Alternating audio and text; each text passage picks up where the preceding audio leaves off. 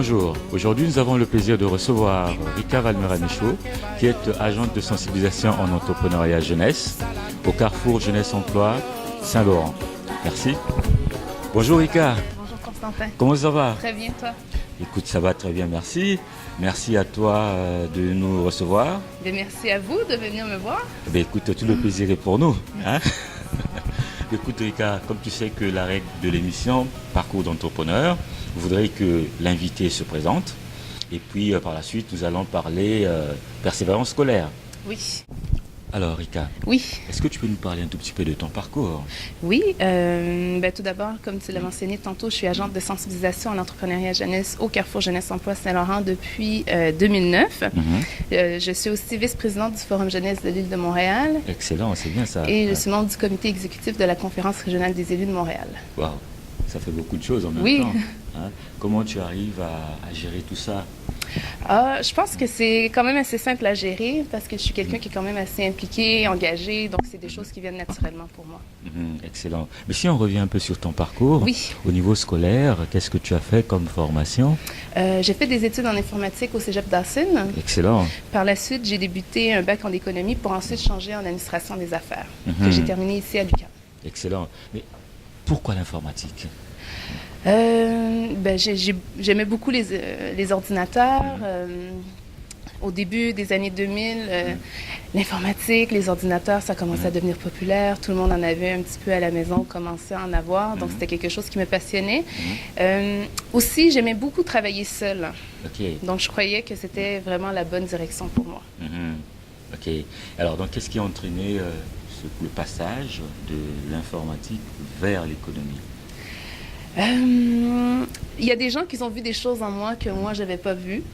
Puis, j'aime beaucoup essayer les nouvelles choses. Donc, j'ai tenté l'économie pour ensuite réaliser que j'aimais beaucoup travailler avec les gens. Donc, l'administration des affaires était mieux pour moi. OK, excellent. Donc, mais comment tu as vécu ce passage-là d'un univers dans lequel tu travailles seul à un univers dans lequel tu travailles avec des gens? Comment tu as vécu ça, cette transition-là? Ça s'est bien passé parce que tout au long de mes études, je travaillais dans le public. Donc, c'est venu naturellement. OK. Oui. Donc, au fond, tu es quelqu'un qui a toujours aimé travailler avec les gens. Dans le fond, au fond de moi, oui. Excellent.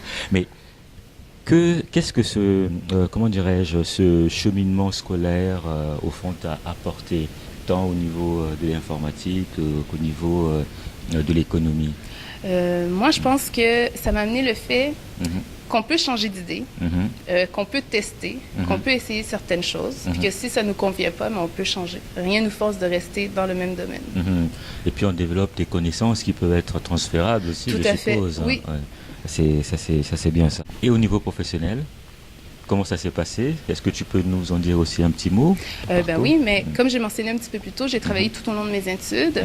Donc, j'ai eu la chance d'exercer différentes fonctions au sein d'une entreprise. À la fin de mes études, j'ai décidé de changer de domaine complètement puis d'aller en entrepreneuriat. OK. Et quelles sont les fonctions que tu as exercées?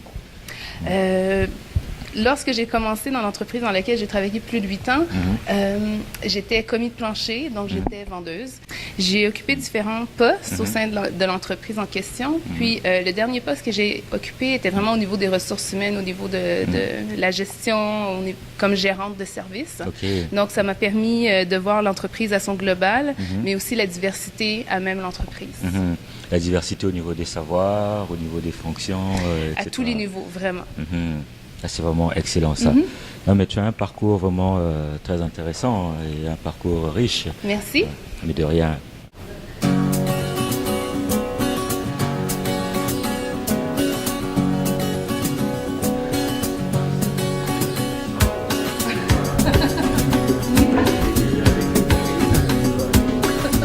Alors Rika. Oui, Constantin. Place à la deuxième partie de notre émission. Oui. Nous allons parler de ton travail. Oui.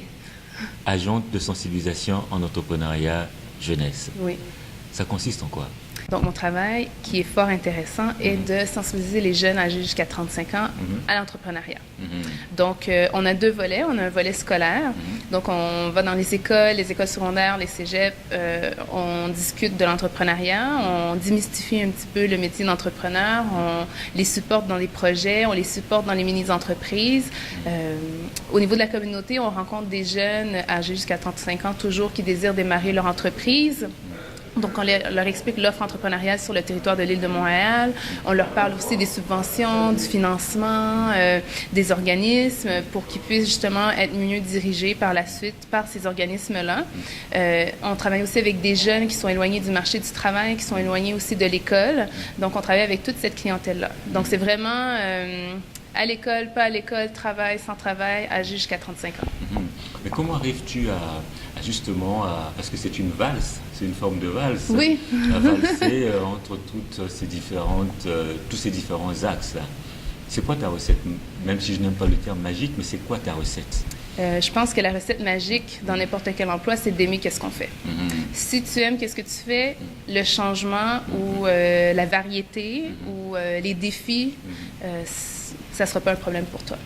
Donc, c'est vraiment, j'aime beaucoup ce que je fais. C'est très motivant. Travailler avec les jeunes, ça nécessite beaucoup de tact, beaucoup de diplomatie. Mais comment arrives-tu justement à accrocher les jeunes? Avec les jeunes, quand on parle jeunes, je parle jeunes du secondaire. Qu'est-ce qui est important, c'est de pas... ils sont déjà intimidés. Donc, des fois, c'est difficile pour toi d'arriver puis de dire, bon, j'ai fait telle chose dans ma vie, maintenant, c'est moi qui va venir vous montrer comment faire les affaires parce que ça se passe pas de la bonne façon. Il faut pas arriver de cette façon-là, surtout pas.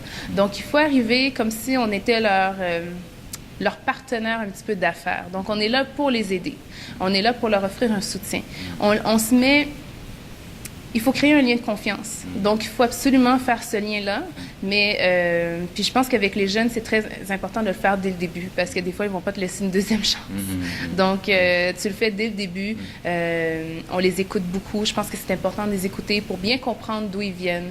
Les jeunes ont un vécu différent. Ils ont des vécus extraordinaires. Puis je pense qu'il faut vraiment écouter d'où ils viennent pour que le projet dans lequel ils vont faire partie puisse les ressembler le plus possible. Donc là, si j'ai bien compris, tu parles d'une collaboration avec les jeunes. Oui, oui. Donc tu deviens collaboratrice des jeunes et vice-versa. C'est pas mon projet. Ça, c'est important que les gens puissent savoir. On peut pas venir et imposer un projet à des jeunes. C'est plus entrepreneurial. Ça vient pas d'eux, ça vient pas du milieu. C'est à mon avis,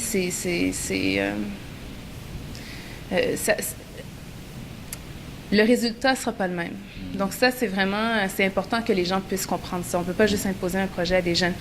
Je collabore avec eux, je suis partenaire avec eux, mais c'est important qu'eux, ils puissent comprendre que c'est leur projet.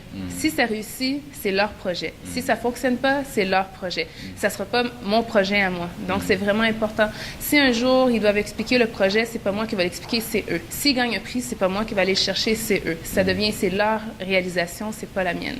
Tu les responsabilises et tout en les responsabilisant, tu les aides à éclore le génie en eux. Oui, mais c'est important. C'est important, puis c'est un âge quand même assez précoce. Certains jeunes ont vécu aussi beaucoup d'obstacles, beaucoup d'échecs. Donc, des fois, un projet comme ça peut devenir une belle réalisation pour eux. Puis, c'est peut-être qu'est-ce qui va faire en sorte que ça va être, comment je pourrais dire, c'est leur motivation. Ça peut être aussi la première réussite qu'ils vont avoir. Donc, c'est important aussi. L'estime de soi, ça devient comme un carburant pour le jeune. Oui. Tout est conditionné à cela. Oui, oui. Mais tout est lié. Tout est lié. Puis il y a un lien vraiment intéressant à faire avec ça. Puis c'est fascinant à quel point l'entrepreneuriat peut servir d'outils d'intervention auprès de ces jeunes-là. Parce qu'on parle beaucoup d'entrepreneuriat au niveau de la création d'entreprises, puis c'est important, puis on a un manque au Québec, puis c'est vraiment important. La seule chose, c'est qu'avec les jeunes, on ne croit pas que chaque jeune va nécessairement démarrer une entreprise, mais on croit que chaque jeune va avoir la chance de se prendre en main sa carrière, prendre en main sa vie, puis c'est ça qu'on appelle l'entrepreneuriat.